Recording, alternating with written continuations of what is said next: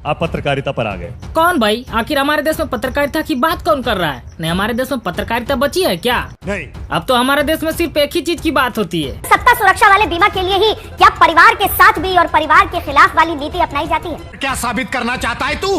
क्या साबित करना चाहता है तू? बस इतना ही कि आखिर परिवार होती क्या है, जरा देख लो।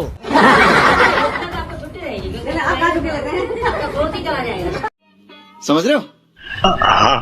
इस वीडियो में जरा गौर से देखिए कि कितना पारिवारिक माहौल है। और फिर कुछ लोग सवाल करते हैं कि मोदी जी का परिवार कौन है, तो जरा आँख खोल के देख लो, अगर दिखाई नहीं पड़ती है तो। ये क्या बात करते हैं यार? अच्छा, आप लोगों को पापा की परी तो याद ही होगा। अभी उसका एक दूसरा वीडियो आ चुका है, पार्ट 2। हालांकि उसको पार्ट 2 करना सही नहीं होगा, क्या कि इस चीज को मिमिक्री करके सोशल मीडिया में भुनाया जा रहा है। मैंने कहा था ना, कैसी भी सिचुएशन हो मोदी जी देश डुबा देंगे। डेमोक्रेसी खत्म करवा दी पापा, डिक्टेटरशिप चालू करवा दी पापा। यार मतलब अब क्या ही बोले। अरे भैया ये एक्ट्रेस है, इनका काम ही एक्टिंग करना। तो जब बीजेपी की तरफ से इनको काम मिला तो इन्होंने कर दी, लेकिन अब लोग तो इस चीज को लेकर पीछे ही पड़ गए। नहीं देखिए ना, अगर मोदी जी काम नहीं करते हैं तो लोग ये सवाल उठाते हैं कि मोदी जी तो कुछ काम ही नहीं करते हैं, सिर्फ भाषण देते हैं। अब जब ये एक्ट्रेस यहाँ पे काम कर रही है तब पर भी शिकायत कि ये ऐसा क्यों कर रही है। नहीं, आदमी करे तो क्या करे? मैं नहीं बताऊंगा। ठीक है, कोई बात नहीं, तो जरा भक्त जी आप ही बता दीजिए। Modi ji I love you. चुप कर बे कुत्ते।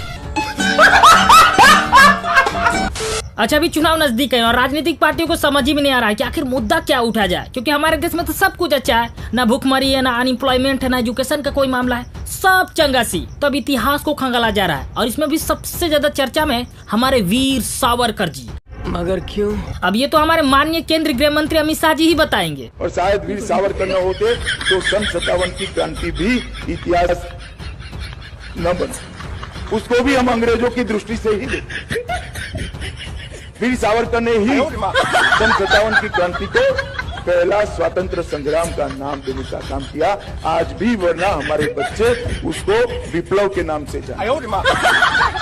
इस वीडियो को देखकर लोगों की हंसी इसलिए छूट रही है ना, क्योंकि अमित शाह जी केंद्रीय गृह मंत्री होने के बावजूद ऐसे बात कर रहे हैं जैसे कि व्हाट्सएप के अंकिल करते हैं। अब इसमें दो ही बात हो सकती है, या तो ये वीडियो एडिटेड है या फिर अमित शाह जी को इतिहास का तनिक भी ज्ञान नहीं है। क्या बात कर रहे हैं भाई? जरा गौर कीजिएगा, वीर सावरकर जी की पैदाइश 28 मई 1883 को हुई और केंद्रीय गृह मंत्री अमित शाह जी कह रहे हैं कि 1857 की संग्राम को स्वतंत्रता संग्राम का नाम वीर सावरकर जी ने दी थी। वीर सावरकर ने ही सन 57 की क्रांति को पहला स्वतंत्र संग्राम का नाम देने का काम किया।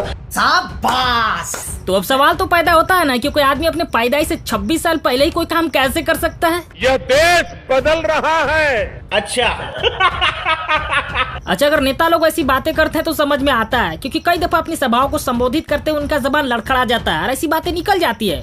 लेकिन अब हालात तो ये बन चुकी है ना कि एक्टर भी अपनी फिल्मों को प्रमोट करने के लिए ऐसा ही अनाप शनाप बकना शुरू कर दिए हैं। सावरकर की चलती तो देश 35 साल पहले आजाद हो गया होता। क्या गांधी जी की वजह से आजादी 35 साल देश से मिली? यही नहीं, अभी और सुनिए। अंग्रेज किस फ्रीडम फाइटर से सबसे ज्यादा डरते थे?